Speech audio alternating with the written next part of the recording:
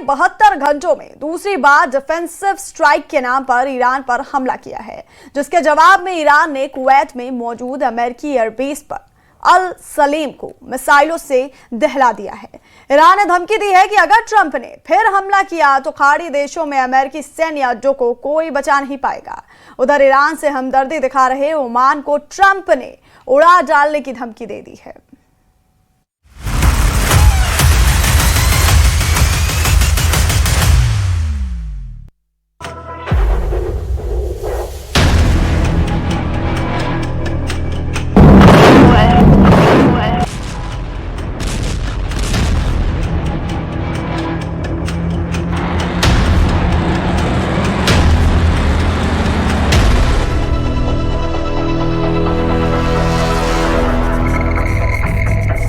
Oman will behave just like everybody else, so we'll have to blow them up.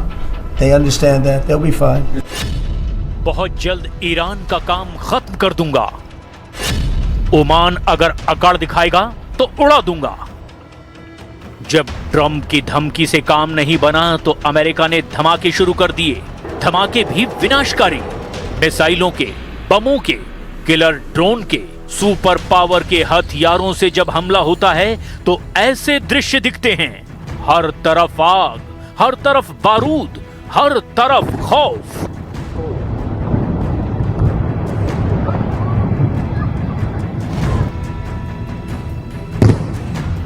America ने Iran के 4 drone मार डाले। America ने Iran के जिस बंदर अब्बास पोर्ट से ड्रोन उड़े थे उसे भी तबाह कर डाला है।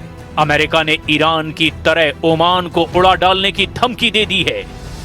72 घंटों में दूसरी बार ईरान पर ट्रंप ने हमला कर दिया है।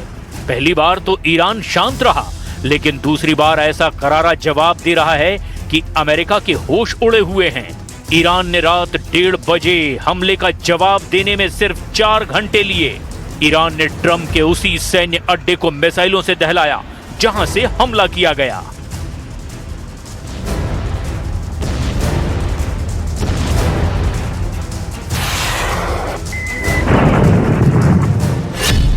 कुवैत में अमेरिका का अली अल सलेम सैन्य अड्डा। ट्रंप की एयर स्ट्राइक के बाद ईरान ने अमेरिकी ठिकानों पर भयानक जवाबी हमले शुरू कर दिए हैं। ईरान के तस्नीम न्यूज के मुताबिक रिवोल्यूशनरी गार्ड्स ने सबसे पहले कुवैत के अल सलेम बेस पर मिसाइलों की बौछार की। ईरान ने जवाबी हमला करने के बाद धमकी दी कि अगर अमेरिका युद्ध भड़काएगा तो खाड़ी में उसके किसी भी सैन्य अड्डे को सलामत नहीं रहने देंगे। रिवोल्यूशनरी लड़ाकों ने अल सलेम बेस पर हमलों का बारूदी ट्रेलर रिलीज किया है।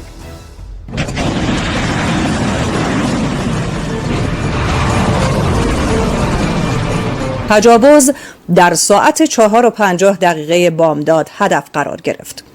سپاه پاسداران انقلاب اسلامی هشدار हॉर्मुज स्ट्रेट में ईरान अमेरिका में टकराव उस वक्त शुरू हुआ जब अमेरिकी तेल टैंकरों पर ईरान ने ड्रोन दाग दिए।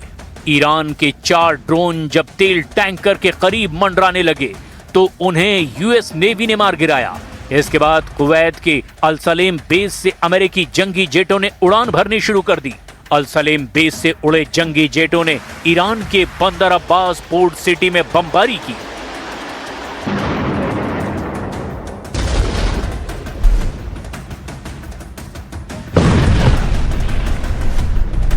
अमेरिकी एयरफोर्स ने ईरानी ड्रोन लॉन्चर बेस को बमों से पाट दिया। फिर ईरान ने पलटवार में अमेरिकी बेस और कुवैत को सबक सिखाना शुरू कर दिया। कुवैत के दावों के मुताबिक उसके एयर डिफेंस सिस्टम ने ईरान के कई मिसाइलों और ड्रोनों को हवा में ही इंटरसेप्ट करके तबाह कर दिया। लेकिन अल सलेम अड्डा ईरानी मिसाइलों के बारूद से झुलस गया, जिससे भड़के ट्रंप ने धमकी दी कि ईरान अब समझौता नहीं करेगा तो उसका काम खत्म कर देंगे। Iran is very much intent. They want very much to make a deal. So far, they haven't gotten there. We're not satisfied with it, but we will be. We will be either that or we'll have to just finish the job. Trump का mood Iran ने बहुत ज्यादा खराब कर रखा है। असल में हॉर्मुज में ईरान ने स्मार्ट कंट्रोल चेक पोस्ट बनाना शुरू कर दिया है। स्मार्ट कंट्रोल चेक पोस्ट से ईरान ये मैसेज दे रहा है कि तेल गलियारा सभी के लिए खुला है। हालांकि ऑयल रूट की निगरानी और कंट्रोल रिवोल्यूशनरी लड़ाके ही कर रहे हैं। ईरान ने दावा किया कि फिलहाल हॉर्मुज से गुजरने के लिए कोई टोल नहीं लिया गया है, हालांकि बिना उनकी इजाजत के किसी जहाज की आवाजाही नहीं हो पाएगी। ईरान ने दावा किया कि पिछले 24 घंटे में कम से कम 25 जहाज उसके स्मार्ट कंट्रोल से होकर हॉर्मुज से गुजरे हैं। लेकिन जब सब कुछ ठीक चल रहा था, तभी ओमान के मस्कट तट के पास धमाके ने युद्ध को भड़का दिया। ओमान के मस्कट से 111 किलोमीटर दूर एक तेल टैंकर में जबरदस्त विस्फोट हुआ। इसके कुछ ही देर बाद अमेरिकी तेल जहाज पर ड्रोन हमले का अलर्ट मिला। फिर हालात बिगड़ते चले गए। अब ईरान के टारगेट पर अमेरिका, इजराइल और कुवैत हैं, तो फिर अमेरिका ने ईरान के साथ ओमान को भी उड़ा डालने की धमकी दे दी है। ओमान अमेरिका का सबसे करीबी और खाड़ी में सबसे पुराना सहयोगी है। ओमान ने ही अमेरिका और ईरान के बीच पीस डील में मध्यस्थता की भूमिका निभाई है। लेकिन हॉर्मुज पर ईरान ओमान के बीच में बढ़ी नजदीकियों ने अब ट्रंप का माथा गर्म कर दिया है। ईरान अगर ओमान से हाथ मिला लेता है तो हॉर्मुज से गुजरने वाले जहाजों से fees for service, piloting fees और वसूली की सारी दिक्कतें दूर हो जाएंगी। खाड़ी के ज्यादातर देश हॉर्मुज में टोल वसूली के खिलाफ हैं, जबकि ओमान अपना स्टैंड क्लियर नहीं कर रहा है। ओमान के विदेश मंत्री ने तो यहां तक कह दिया है कि ट्रंप का फॉरेन पॉलिसी पर कोई कंट्रोल नहीं है, जिससे बढ़ के ट्रंप ने ओमान को ईरान की तरह तबाह कर डालने की धमकी दे दी। अमेरिकी विदेश विभाग ने ओमान के बारे में ट्रंप की धमकी का वीडियो क्लिप भी पोस्ट किया है। Nobody's going to control it. We're going to watch over it. We'll watch over it, but nobody's going to control it. Oman will behave just like everybody else, so we'll have to blow them up. They understand that. They'll be fine. Trump Iran में उलझे हुए हैं। वो Cuba पर हमले की धमकी दे रहे हैं। ओमान फ्रंट पर भी अगर वॉर भड़का तो अमेरिकी फोर्स कहां मुकाबला कर पाएगी। कम से कम ईरान फ्रंट पर अमेरिका को अब 2 गुना जोर लगाना पड़ सकता है, क्योंकि ईरान ने एक नए एयर डिफेंस सिस्टम को बना लिया है। इसी नए हथियार से ईरान ने अमेरिका के सबसे खूंखार किलर ड्रोन को मार डाला है। ईरान ने कहा है कि उसने इस हफ्ते की शुरुआत में हॉर्मुज के पास अमेरिका के MQ-9 रिपर ड्रोन को अपने एक एयर डिफेंस सिस्टम से ढेर कर दिया है। ईरान के नए हथियार का नाम अरान-ए-कमगीर रखा गया है। आसमानी अखाड़े के नए लड़ाके को ईरानी कारखाने में बनाया गया है। ईरानी फार्स न्यूज एजेंसी के मुताबिक अरान-ए-कमगीर सिस्टम स्टेल्थ जेट का शिकार कर सकता है। ईरान का दावा है कि उसके इस नए सिस्टम को अमेरिकी ड्रोन और जंगी जेटों को ध्यान में रखकर ही डिजाइन किया गया है। नए डिफेंस सिस्टम बड़े रडार सिस्टम पर निर्भर नहीं है, जिससे इसकी लोकेशन ट्रेस करना आसान नहीं है।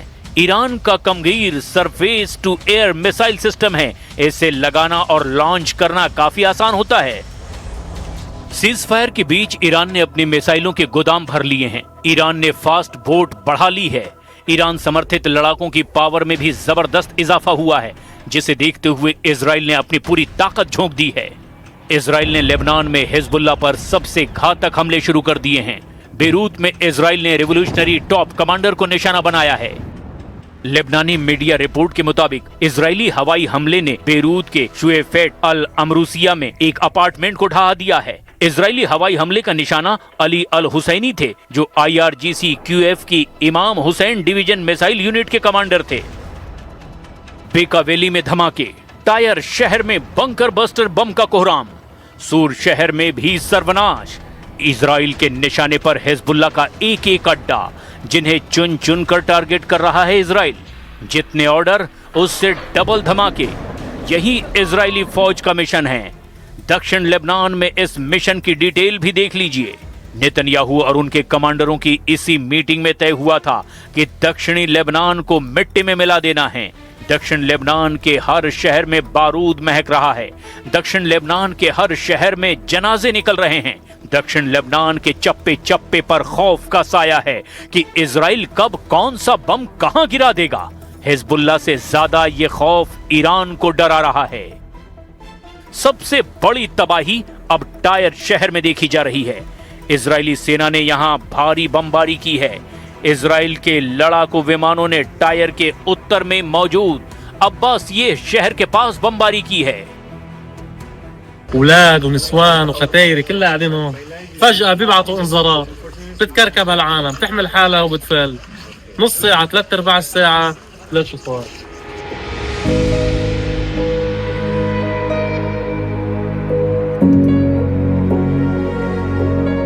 दक्षिण लेबनान में इजराइल लगातार वार्निंग दे रहा है। नबातीह के निवासियों को इलाका खाली करने को कहा गया। कफरहुना, रामता, जरजुआ और हौमीन कस्बों को भी खाली करने का अलर्ट जारी कर दिया गया है। कराउन डैम पर भी इजराइल की एयर स्ट्राइक हुई है। लेबनान की मीडिया का दावा है कि यहां कम से कम 3 बार हवाई हमले हुए हैं। ये लेबनान का सबसे बड़ा रिजर्वायर है। यहां से दक्षिण लेबनान में पानी सप्लाई की जाती है और अब ये इजराइल के टारगेट पर आ चुका है। दक्षिण में राशिदिये और फिलिस्तीनी शरणार्थी कैंप पर भी हमला हुआ है।